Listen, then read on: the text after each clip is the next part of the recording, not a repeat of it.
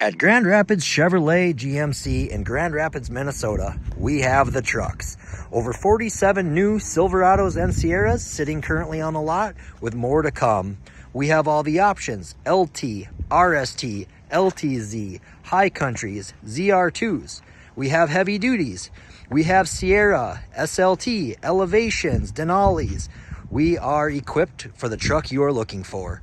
With great rebates currently, with up to $12,500 off on select models, now would be a great time to take advantage of savings and get yourself into a new truck today. Grand Rapids GM in Grand Rapids, Minnesota.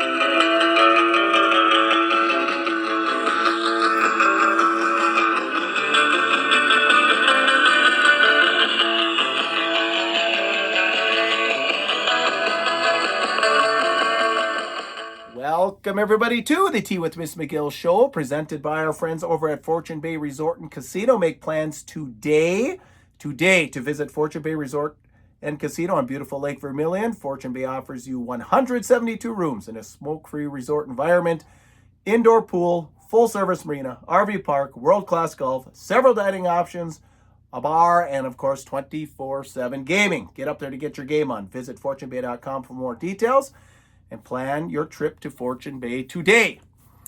All right, it is Puka speaking. Very special guest. Coach Larson couldn't make it, so running solo.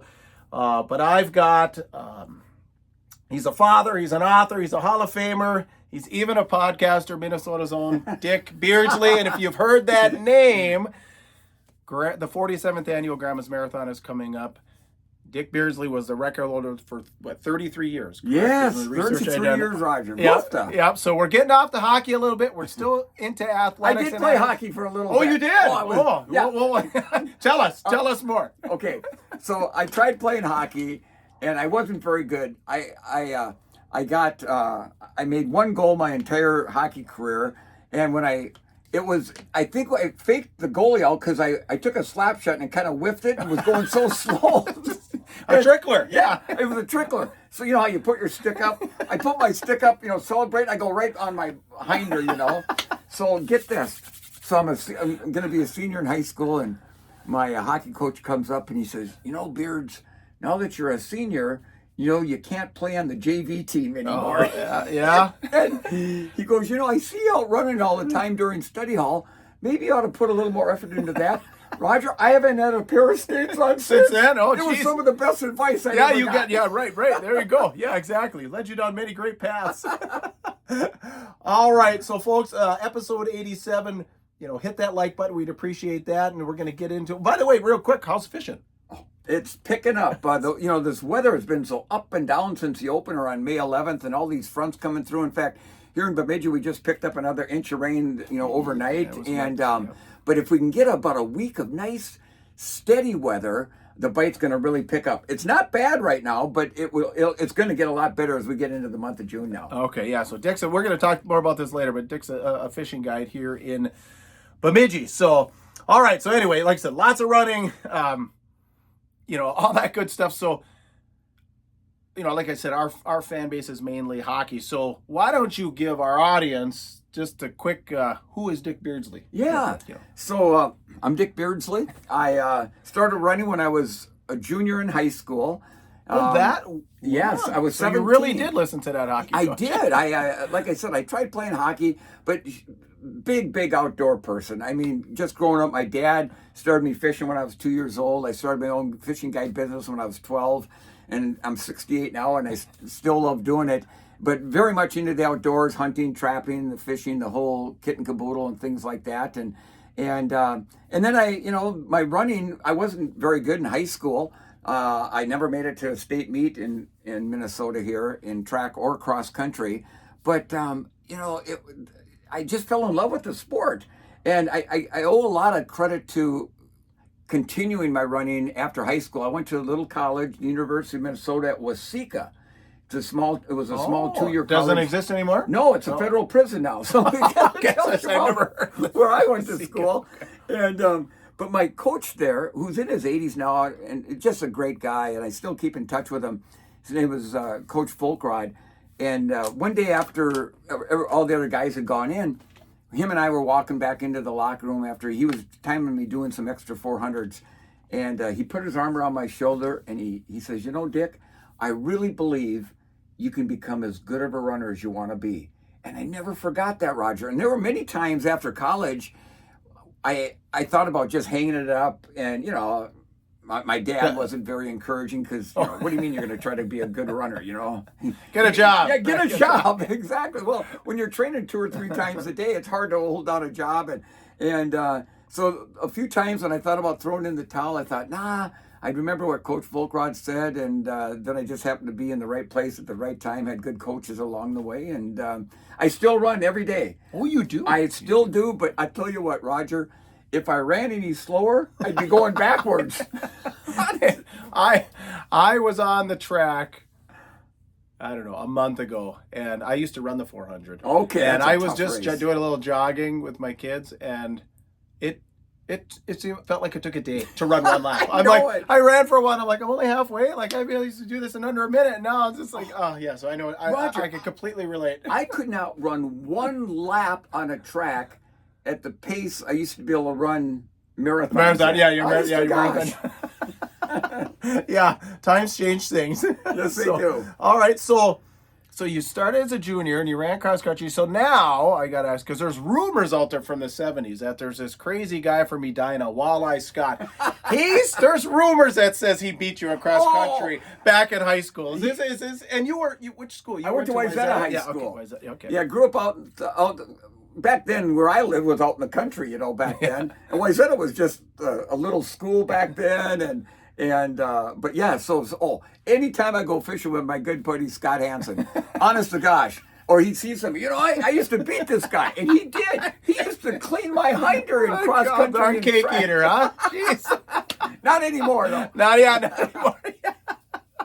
Oh, that's very funny. So, limited success, but so how did you decide? You decided to run in college, or did they recruit you to run in college? No. Or was that just one of those deals where there was openings and you... So here's the deal with that. This is, again, how just things fell into place.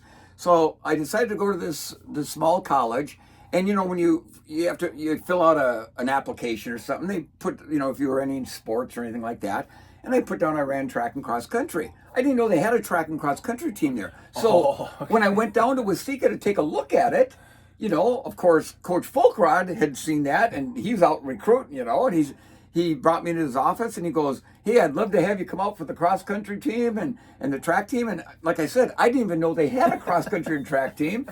And so I said, heck yeah. So that, otherwise, my running would have come to an end. Oh, yeah, wow. I know. Crazy. I know it. Okay, with all the success. Wow, that's interesting.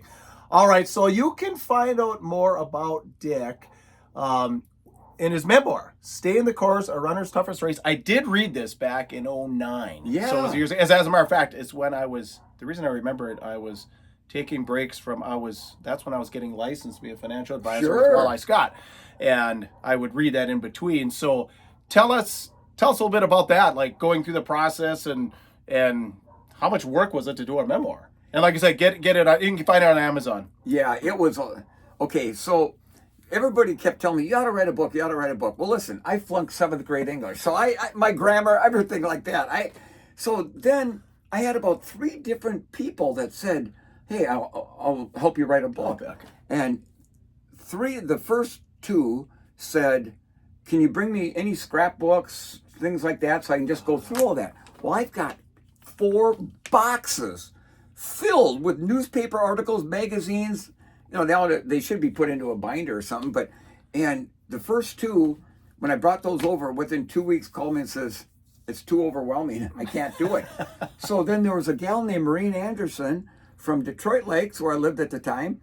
And she'd never written a book before, but she always wanted to. Oh, well. So I brought her over all these boxes, and her husband, Daryl, she went through every single article, magazine. She typed things into the computer, and then she had 43 and a half hours of taped interview with me. Okay. And then she put this book together. And it's great. It's a great book. And so then the thing was trying to find a publisher. You know, that's one of the harder things to do. And back then there wasn't. And this was 20 years ago already. Yeah, I can't believe it. I know it. 2002 it came out. Yeah. And then finally, the University of Minnesota Publishing said, we want to publish this book. Well, they've never had a book like this. Most of the books the University of Minnesota publishes they're more like scientific books. Research Yeah, books, like yeah, how yeah, to yeah. how 5 people want them. Yeah, It's very valuable to those 5 people. How to but tell no the one else difference cares, between yeah. a rock and a stone, you know? And I'll be gosh dang it, they decided to take this on. And I think they told me a couple of years ago, it's the longest running book they still have, that they're still printing. And it's been out, like I said, since 2002. And a lot of things have happened, you know, since back then. And they said, hey, Dick, maybe you should do an update. And I just haven't had the time. Right, yeah. Okay. It would be cool. All right, we're going to carry on with Dick in just a second. We need to get in a word from our friends over at Aspire Heating and Control, your local Bryant dealer. And Bryant is, of course, the official heating and cooling company of your Minnesota Wild. Aspire specializes in gas, electric, and hydronic heating and cooling systems for existing and new construction, residential and commercial installations available. Services include forced air systems, boilers, heat pumps, mini splits. They are, of course, licensed and bonded. Give Justin a call, 218-999-5957. It's like 1,000% humidity out there right now. If you want to cut through that, get that AC going, or get a new unit, again, it's Justin, Aspire Heating and Control, 999-5957. And, of course, smash that like button. We'd appreciate that.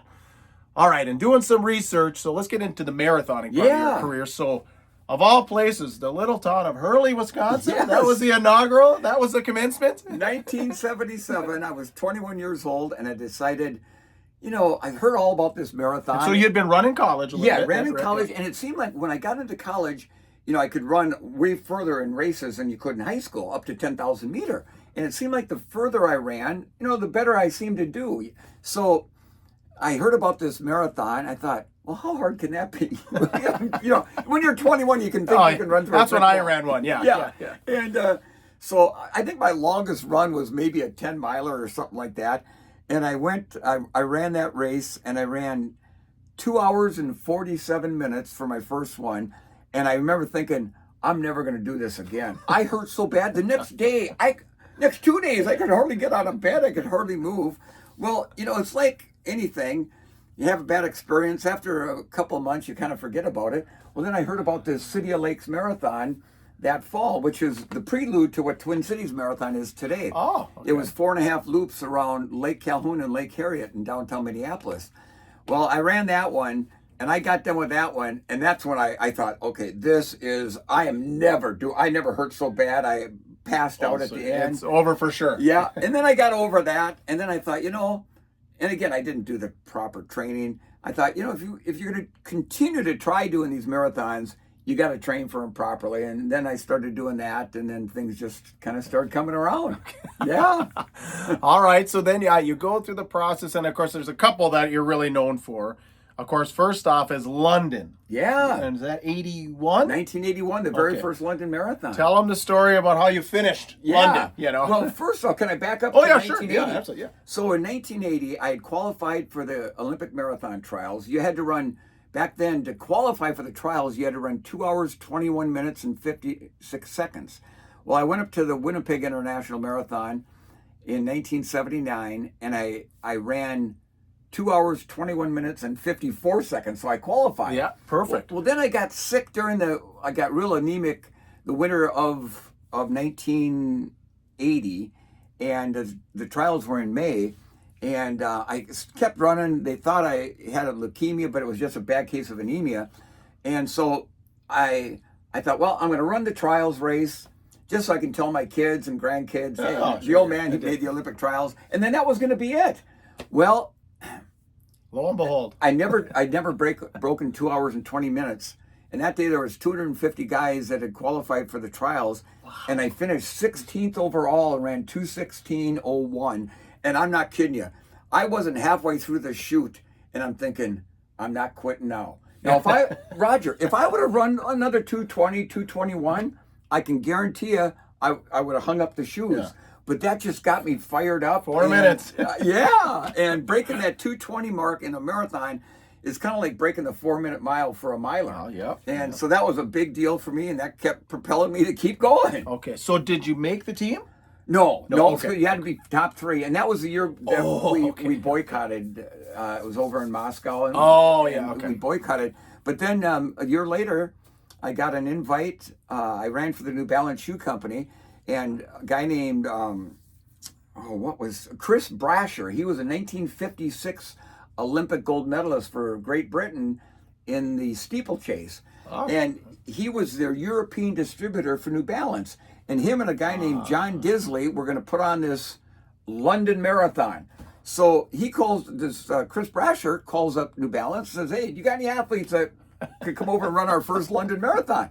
Well, New Balance called me and says, "Dick, you want to go to London and run the marathon?" I thought, heck yeah, I'd love to. And so I went over there, and I won the race, but not by myself. So another runner from Norway, Inga Simonsen, and we become great friends. Him and I broke away coming off the Tower Bridge at about halfway, and then it was dueling it out the whole way, and right at the very end, we clasped hands, put them up, and we came across the finish line together, and we've been great friends ever since. And the neat thing about winning the first London Marathon, we ran 2:11:48, which was a personal best at the time for both of us. But it's been the slowest winning London Marathon time since. But here's the deal: about every 5 years, they bring Inga and his family, me and my family, over there to celebrate the very first one, and they treat you like you're the King of England over there when we come over. So it's well, that's good. You get the royal. You deserve the royal treatment. It's because like they said, you guys had the slowest winning time, but there'll never be another first London Marathon winner. So I look forward to the 50th one coming up here, not too long down the road. I can't believe we'll talk about more. The 47th annual Grandma's Marathon. I can't believe these things are getting to be that point. So you were talking about New Balance a little bit. So what was the Nike guy? Prefontaine? Yes. Okay. Yep. Did you ever run against him or meet him? Because he was the first real Nike guy, really, that put him on the map out west. Steve Prefontaine. He was a little older than I was. In fact, I graduated from high school May 24th of 1975. That's the night he died. He was in Eugene, Oregon. They were at a party or something, and he was driving home in his little car. He's coming down this almost like a small mountain, and he lost control, and the car flipped over, threw him out, and pinned him underneath it, and he died that same day. So I never got a chance to meet him or race against him, but his legend lives on forever and ever. Yeah. How about Phil Knight from Nike? Have you ever met Phil Knight? I met him one time. Years ago. Him and Jim Davis, who is the owner of the New Balance shoe company, they both got an award at this big run called the Running Event. It's held every year in Austin, Texas, for all the running specialty stores around the country. So I got the chance to meet him there, and now he's in his 80s, I think now, probably. And for those of you who don't know, Phil Knight, founder and longtime CEO of Nike. Yeah. A very rich person. Many billions. Many billions. Yeah. So right. Okay, interesting. So he, all my life that beard, you just look the same. And he was an avid runner. Absolutely. Right? And that's how we got started. He ran for the University of Oregon. And him and Bill Bowerman. Bill Bowerman was his coach, and they're the ones that came up with the shoes and the first waffle. Waffle-soled shoe. Bill Bowerman made him in a waffle maker. I think, I read his book too. Amazing. And you look for that little meek beginning to now just the dominant brand in the world. Right, exactly. Although my kids are telling me, they're teenagers, New Balance making a comeback. Oh, New Balance are cool, they say. They are cool. They say that's the one making the big comeback. You bet. So, all right. So, obviously you're really well known for the Boston Marathon in 1982. So if I told you, or if a person came up and told you, there was a person who ran the Boston Marathon in 1982, broke the course record, broke the American record, finished runner-up in that race, what would you say? Poor guy. Listen, so it came down, me and the world record holder, Alberto Salazar, we broke away from everybody at about 17 miles. And I was doing everything I could, to try to open up a And gap. you can find this on YouTube, this race, by the way. It absolutely. is intense. Just go to It is intense. 1982 Boston Marathon Duel in the Sun. There's about a 10-minute clip on there. I've seen that a million times. It still makes the hair on the back. Oh, I bet it does. I bet it does. So I got a bad cramp with about 900 meters to go, and he gapped me about 100 yards. I hit a pothole I didn't see, almost fell to the ground, but it jerked my leg and popped the knot out. So I got my stride back. So I catch back up to Salazar at the top of the last little hill where you made a left-hand turn. It was 150 meters to the finish, and it came down to a 100-meter sprint. Yeah. And I got out kicked and lost by 1.6 seconds. So I remember coming across the finish line, and I look up, and the clock's still reading 2:08. Now back then, that was the first time two runners had ever gone under 2:09 in the same marathon ever. And I remember looking up and seeing it. I'm across the line, the clock's still reading 2:08 and change, and half of me had never been so happy. The other half had never been so disappointed. Oh my goodness! I know. I'm thinking, I just ran a 2:08 marathon, but I got second. Yeah, you know.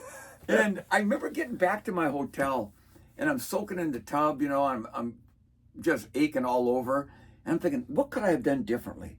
So, Roger, in my mind, I went back to the little town of Hopkinton, where the start is, and literally retraced every step of every mile from there to downtown Boston.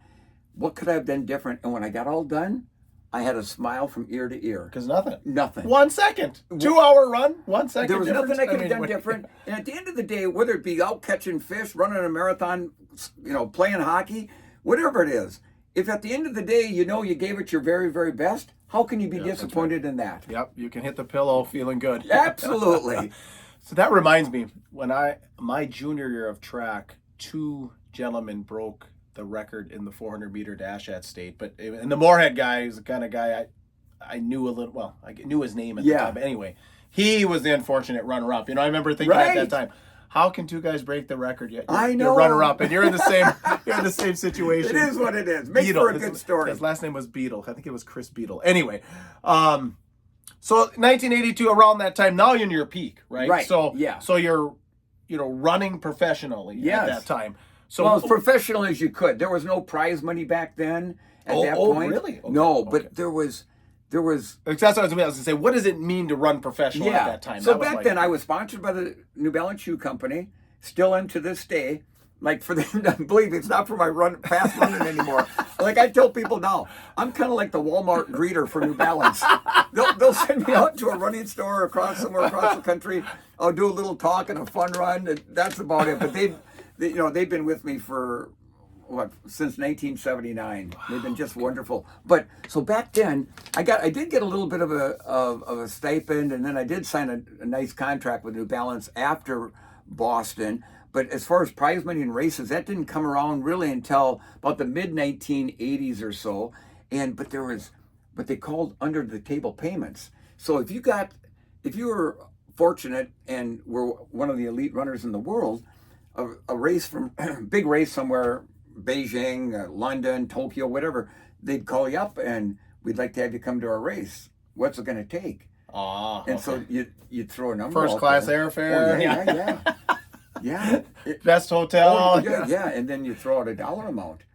And okay. Yeah. Well, so running professionally at that time, how many marathons were you doing a year? Too many. So, I recovered really quickly from him. So in 1980, I ran 4. In 1981, I ran 1 in January, February, March. So it was the Houston Marathon, the Beppu International Marathon in Japan. A few weeks later, the London Marathon. A few weeks after that, the Grandma's Marathon in 1981. A few weeks after that, I ran the Stockholm Marathon in Stockholm, Sweden. So in about a period of about 8 months, I'd run 5 marathons. And it's over 100 miles. But here's the deal. I was young and I never got injured. I recovered very quickly from these things. And you think you're going to, you could run through a brick wall. Yeah. But I remember Gary Bjorklund, and Gary's an Iron Ranger guy, from half the little town of Twig. And and they have the half marathon named after him at Grandma's. Well, and Gary won the marathon at Grandma's in 1980, ran 2:10:20 and set the record. And then I raced him in 81.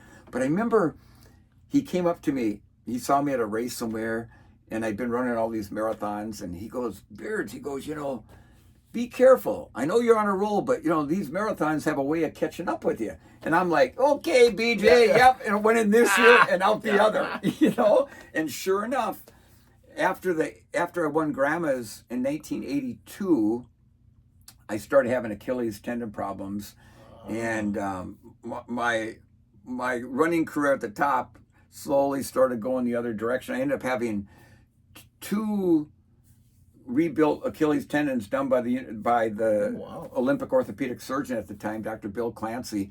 And after the first one, so I missed out on making the team in 84. That was my best shot. And then the Olympic team. Yes. Yep. And I tried coming back. He when he did surgery the first time and rebuilt me Achilles, he goes, you can't run for a minimum of 6 months. Well, I didn't have that kind of time. So I was in Thunder Bay, Canada, speaking at a marathon or half marathon over there. And I went out for a mile run 6 weeks after. And it hurt like heck. But back then I could take that hurt and just throw it in the back of my head, and forget about it. And I got back up to running 130 miles a week or something. I went out to California a month or 2 later, and I was running a race out there, and I come around a corner and had to push off with my left foot, and it snapped. I went down like I was shot. They did surgery out there again, and then I couldn't run for 2.5 years. And I just never... Right at your peak. Yeah, right at my peak. Yeah. And I tried coming back in 88 to make the team, but I just could never get back to that level again. And after the Olympic trials in 1988, I was either going to Seoul or that was going to be my last race as an elite runner. And it turned out that was my last race as an elite runner. Still going to run, just not at that high level anymore. Oh, well, I'm going to stay on that training theme here in just a second. Quick word here. Ring Sports Bar and Grill, just on from the Hockey Hall of Fame over in Eveleth. We've told you many times to get the gift card special during Christmas. Hopefully you got them. Time to use them. Breakfast, lunch, dinner, full bar, full menu. They still have their Friday fish fry. That's all year long. Best fish fry in the Quad Cities. And of course, daily specials, hockey-themed establishment. 248-8582 if you want to do takeout or order in advance. Or you can go to the rinksportsbarandgrill.com. Tell Michelle we sent you, and like I said, as always, breakout room. So if you need that business meeting, it's a little late for grad parties, but maybe something in the fall as far as a wedding. They got all those breakout rooms. So if you're looking for something like a function or a meeting, get a hold of the Ring Sports Bar and Grill today. All right, so we were talking. You were just saying about 130. So right. So when I first met you, I was telling you out in the parking lot in Detroit Lakes at the bait shop. Yes.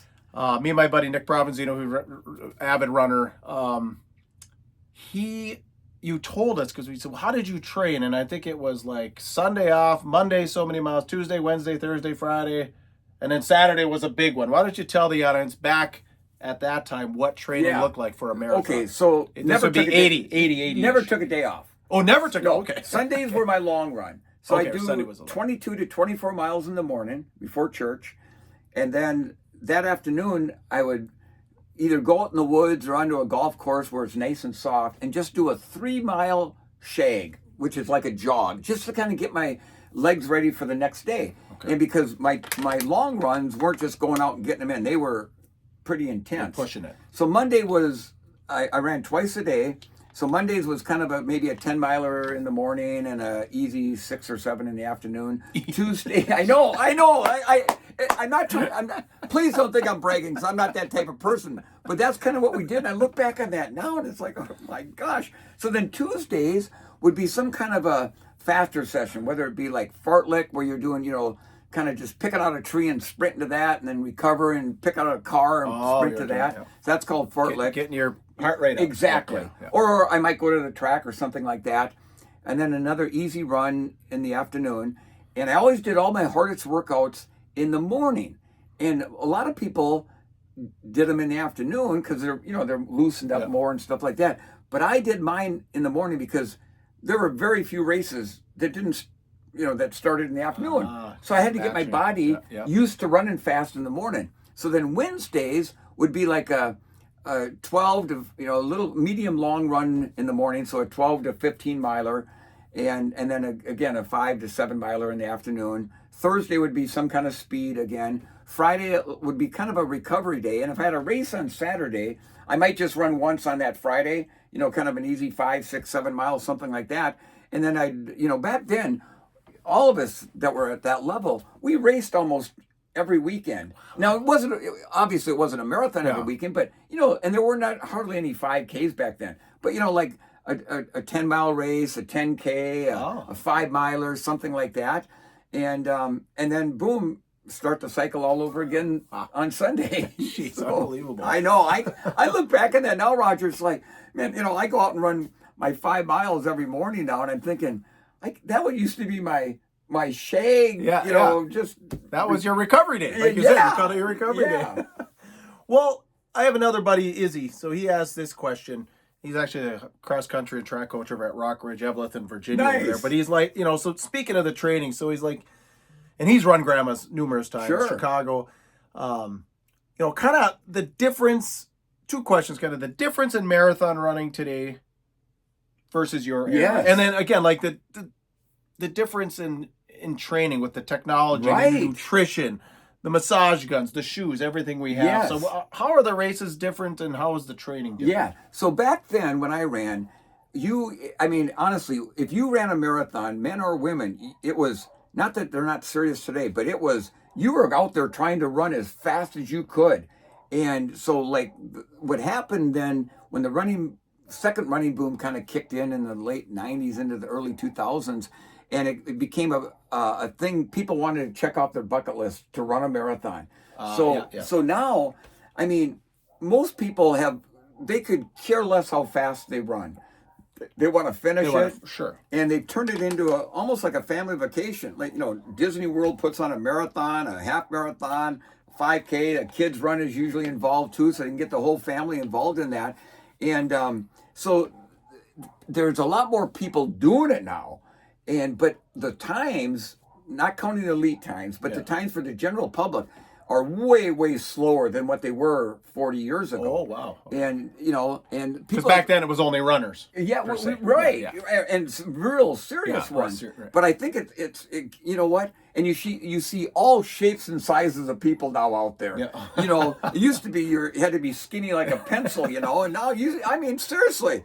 I've been out there in some of these races, and I see these guys going by me that probably weigh 100 pounds more than me, and they're just flying by me, which is great. I ran it at 21, and you wouldn't believe by about mile 20 how many, but I was 21, gray-haired individuals gone.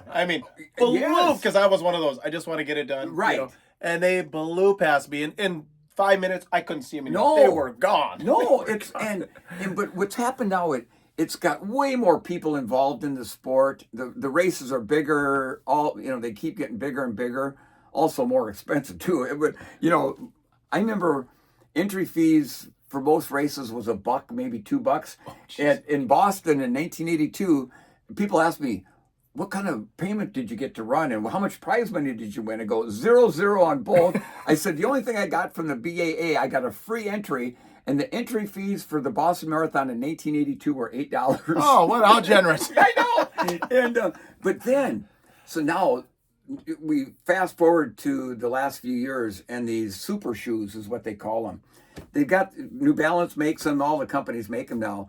And New Balance gave me a pair a couple years ago, and they got these plates, these plastic or carbon plates in the shoe. Roger, I'm not kidding you. When I put these shoes on, just walking, it pushes you forward. When I went for a run, it's like somebody is behind you, and every stride they kind of give you a nice little push. So these shoes, it's unbelievable. In fact, somebody just sent me something, a guy that's done a bunch of studies on these what they call super shoes, and they said, he told this friend of mine, if Beardsley and Salazar would have had super shoes on 42 years ago in 1982. So we ran 2:08. He said we would have probably run 2:03 or 2:04 for the marathon. So they give you a big advantage. But here's the thing: the elite athletes, if you don't wear them, you're at a big disadvantage. Okay. But even now, regular folks are starting to wear them. The way they protect your legs, you can recover much quicker, so you can train harder. But they're expensive. They're like $250, $300 a pair, and they don't, if you get 250 miles out of them, that's a pretty good deal. Then you get, yeah. So, and training too has come. Now there's all these different little elite, talking the elite section now, there's all these elite groups around. New Balance has an elite team. Nike has a bunch of them. They all have them, and they're spaced around the country. A lot of them train out in Colorado or Flagstaff at altitude. And they've got doctors and masseuses right on board, and these high-quality coaches. And that's what they do. And they get a stipend, to live and whatnot. And and then, what we've learned about nutrition. Like when I ran Boston in 82, believe this or not, there were no aid stations on the course. No, you just got water. People would be handing cups of water. So I'd run by a spectator, and I'd grab a cup and I'd look at it. And if it looked like it was pretty clean, I'd drink it. If it looked a little, I'm not sure, I just dumped it on my head. There were no goos, gels, and jelly beans and things like that.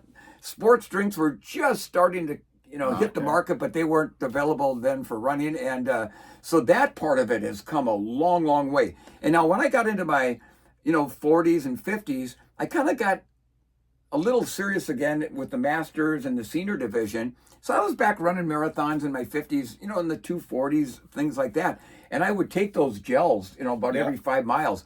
And honest to goodness, within about a mile, you could feel it kick in, and you had that little extra bit of energy. So from that standpoint, and what we've learned also about just overall nutrition, for sure, is really helped the athletes, and it's crazy.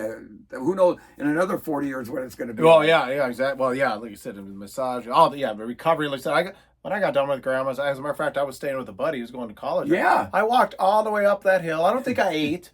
Right. After, I should have had something, exactly. Right? I mean, I was starving, and it was 90 degrees, you get done at whatever, noon, we walk up to this thing. I don't know, I had probably a couple of beers. I can't remember, it was so long ago, but it was just no, not even the thought of recovery or anything. I had to go to work on Monday. Yeah. So. Well, this is how different it is. So, a lot of top athletes, after a hard workout, run, a game or something, they soak in an ice bath, Ice baths. Okay. 2 hours after I was done at Boston in 1982, I was so sore. I did just the opposite. I got to my hotel room. I drew the bath water as hot as I could stand and sat in the hot tub. That was probably the worst thing I could have done. Yeah, it's all changed. Yeah. Well, for more training and running tips, you've got a podcast, On the Run with Beards and Dunn. So tell us a little bit about that. Like I said, if you want, because, I've listened to some episodes, you guys have some good, good training advice on there. Well, listen, my best friend from college, Mike Dunlap, we've been great friends for almost 50 years now. And Mike was a 218 marathoner, and, we went to South Dakota State together. I ran for South Dakota State then for one season after I got done at the University of Minnesota at Waseca. And so anyhow, about a year ago, Mike Dunlap, his name's Dunlap, so it's Beards and Dunn. Yeah. And so Dunn called me up. He says, Beards, what do you think about maybe doing a podcast? And I'm about as techie as a polar bear. So he got everything set up and sent me all the equipment and everything. And we really have a ball. We get some of the old cronies I used to race against, like Bill Rogers, Olympic gold medalist Frank Shorter, people like that, and we have them on the show.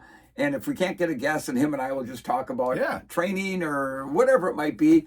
And it's probably not near as professional as what you do, Roger, but we have fun doing it. No, you guys sound like you're having fun. And that's just the way Dunn and I are. How you hear us on the podcast, that's how we are in real life, right, So, and, you can go to beardsanddunpod.com and get all kinds of information. You can download episodes if you want. And, I appreciate the... Oh, yeah, for sure. Man, like I said, some of those ones I was listening to where it's just a two, but you talk a lot about the training. Oh, and what absolutely. You guys did and like I said, the evolution and stuff. Yeah. So there's, for those of you that are going to be running soon in grandma's, I highly recommend this. You might be able to get a couple more tips before race day. All right, Iron Range Apparel, new location. Super One in Virginia, no longer in the Thunderbird Mall. They're right where the bank used to be, so they're connected in the building there. ODR line of clothing, of course. I call it the gift buyer's paradise. It's graduation party season, so if you're looking for that perfect gift for somebody, get over to Iron Range Apparel. Like I said, new location, connected to Super One in Virginia, right on Highway 53. All right, well, let's get into the 47th annual Grandma's Marathon. And can you believe it's the 47th annual? And what, you got 2 or 3 memories that really stick out? Because I know after things, over time, things kind of blend together, So I ran my very first Grandma's Marathon in 1981. And that race is memorable for me. Of all the races I've ever run, that one probably means the most to me. And it wasn't because I won it or, I ran 2:09 that day. But what was interesting, it was a real foggy day. And I got, with about 3 miles to go, so coming off of Lemon Drop Hill, I got a terrible stitch in my side. And I'm trying to get it to go away, and it just wouldn't. And I mean, it was like a bear trap on my side. My thought is, who's ever behind me? They're coming. Yeah. They're coming. And so I thought in my mind, I'm thinking, if I can get to the Radisson Hotel where I was staying, and you make that left-hand turn at the Radisson, there's 1 mile to go. And I thought, in my mind, I'm thinking, if I can get to there, no matter how bad of a stitch I got, nobody's going to beat me. That's what I kept telling myself. So it's so foggy, you can't see a half a block in front of you. And I'm hurting. I'm piercing my eyes trying to see that gosh dang Radisson. And finally... And did they have a lead car back then? Or like No. a four-wheeler? Not like they do now? You're on your own. And You're in just fact, on your own. the coming through downtown Duluth, only half the road was closed Oh, off. is that The right? other half had cars coming. So finally, through the fog, I could see the Radisson. So it's getting closer and closer, and I'm still rubbing my side. When I look up ahead, and I see this little kid in the middle of the road I'm about ready to come down on, playing with a little Tonka toy truck. So I'm thinking, okay, surely Mom and Dad are going to get the little kid off the road. So now I'm about 50 yards, and even though I got a stitch, I'm still moving pretty quick. Yeah. And 40 yards, kid's still there. So I start yelling, the kid, get the kid out of the way. Now I'm 20 yards, and all of a sudden the little guy, he reaches down, he picks up this little Tonka toy truck, and he turns and he starts making his way over to the side of the road where the crowd is. Well, now I'm 10 yards from him, and all of a sudden he stops and just freezes in the middle of the road, and he's looking right at me. And his eyes are about ready to pop out. I'm thinking, what am I going to do here? If I go to my right, I'm going to run into the cars. If I go to my left, I'm going to run into the crowd, or do I take the kid out? I took the kid out. I mean, I ran smack dab into that little kid. He went flying off into the crowd, and I remember looking back, and I could hear him crying. I'm thinking, well, that's good. It means he's still breathing. And it made my stitch go away. Oh, jeez. Yeah. Like hitting the pothole. Huh? It was like hitting the pothole, and I came around the last corner into the straightaway. Now, my little watch I was wearing, the battery went dead on it, so I had no idea how fast I was running. And all of a sudden, I hear people going, you're going to break 2:10. And I'm thinking, what are they talking about? And I'm getting closer, and I'm looking at the clock, and it's reading 2:09 something. Well, I come across the finish line. The clock stops at 2:09:36, and I was jumping up and down like a little kid that just got a new train set for Christmas. And my mom and dad, and here's why this race was so special. It was the first time my mom and dad had ever seen me run a marathon. Oh, wow. And they were inside the finish chute. Scott Keenan, the race director, thought I might have a chance to win it, and he put him inside the finish line chute. And my dad, who had an 8th grade education, never had a chance to partake in sports. I come through, my dad's crying, my mom's crying, they're hugging me, I'm crying. It was just such an emotional thing. And I'm not making this up. I was the only boy in the family, the oldest kid, and so my dad and I were real close. And if I was with my dad somewhere, didn't matter where it was, within the next 3 months after that race, he'd go up to perfect strangers and go, you know what this is? It's my kid. He won the Grandma's Marathon and set the record. So that was special. I went back then in 1882 and was fortunate to win it again. A little bit slower time, but a lot different weather conditions, warm and a headwind. But I've been back every year since. I go back every year. Okay, I was going to ask if you go, but yeah. Yeah, I'm back every year to do a talk. at the Expo, and probably the last 7-8 years now, Kerry Tollefson, an Olympian back in the 1500 meters, back in, was it 96 or 90, somewhere back in the 90s. And so Kerry and I... Oh, Gonchar. You talking about Gonchar? No, that's Kara Goucher. Or Goucher. Yeah. Goucher. No, Kerry Tollefson, she's a Minnesota gal too, but she's from the little town of Dawson. She lives in the city now. Okay. She's a great gal. Okay. And her and I do kind of the Dick and Kerry show. It's almost really? Yeah. We always get guests on there. It's almost like a Johnny Carson kind of a thing. And then I pick up the old guitar here, and years ago I wrote a song about Grandma's Marathon. So I sing that, and then everybody sings the chorus and gets into that. And then I'm on the lead vehicle in front of the men's elite race doing television and radio. Oh, okay. Wow. And, I couldn't run a lap with those guys. But I know what they're going through mentally and physically, because even though it's been 40 years, I can still remember that. So I can relate that to the listeners in hopefully in a form that they can understand, So yeah, it's Grandma's Marathon is my favorite weekend of the year when it comes to any running event. Duluth is like a second hometown to me. Yeah. I love the people over there. They come out and support that event like no other. And the last couple of years, I mean, the marathon, the half marathon, the 5K, they're completely filled up. Yeah, exactly. Completely filled up. It's become a huge, like I ran in the late 90s, and it was big, but boy, in the 2000s, I really think it took, because then I did the half in 98, and like I said, it was big, but I moved back, and lived around, and I know when I moved back in 2007, and then just the number of people that I knew that were going to do it that year or were training. It was like, holy such a fun macros. event. It's really such a fun event. It's really grown, definitely. So what advice? Well, let's go back to the record real quick. So finally gets broke. So you get it in 81. Yep. Finally is broken in 2014. Obviously you were there. Just what were your feelings? Did you know the runner? Yeah. Has that one been broken since? Those kind of things. Yeah. So the runner was a Kenyan runner, and his name slips my mind right now. But, when I was probably after having the record for like maybe 20 years, so I'm always at the press conference, with the elite athletes. But the first question from reporters was always to me. So, Dick, do you think they're going to break your record?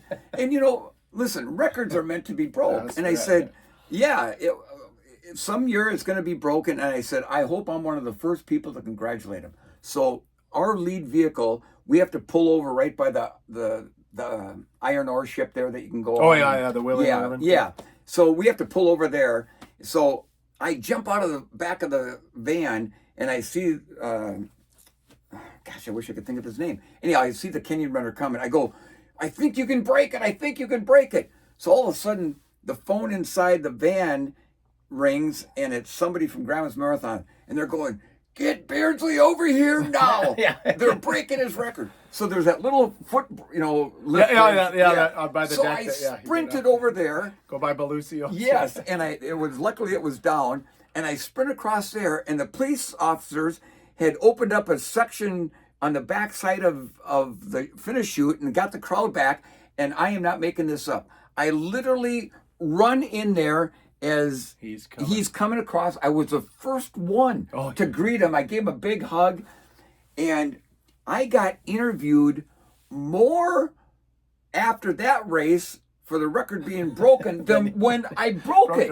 And every TV interview, radio interview I did, Roger, it was such an emotional thing. I get all choked up, and it wasn't because I lost the record, and I'm going to get choked up now. I got to say this.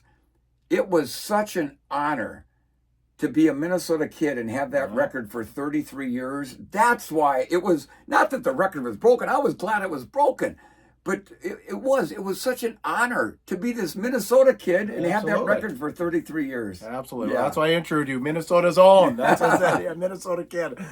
All right. Well, just to kind of wrap up, what advice do you have for any of the runners, on the 22nd annual here, on June 22nd of this year? Just have fun or what? Or just listen, have fun, and especially for you first timers, if you think you're going out slow enough at the start, you're probably going too fast.